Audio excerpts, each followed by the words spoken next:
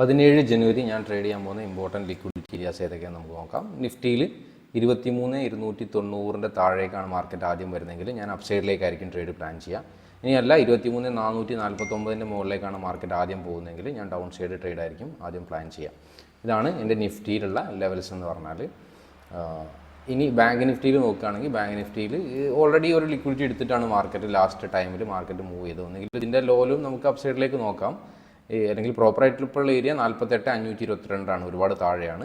അവിടെ ടാപ്പ് ചെയ്യുമ്പോൾ മുകളിലേക്കും 49,557 മുകളിലേക്കാണ് മാർക്കറ്റ് ആദ്യം പോകുന്നതെങ്കിൽ ഡൗൺ സൈഡിലേക്കായിരിക്കും ഇനീഷ്യൽ ട്രേഡ് പ്ലാൻ ചെയ്യുക. ഇനി മാർക്കറ്റ് ഈ ഒരു ഏരിയൻ്റെ ഇന്നത്തെ ഡേ ഹൈൻ്റെ മുകളിലേക്ക് മാർക്കറ്റ് മൂവ് ചെയ്യുകയാണെങ്കിൽ നമുക്ക് ഈ ഒരു ഏരിയനെയും ലിക്വിഡിറ്റി ആയിട്ട് കൺസിഡർ ചെയ്യാം.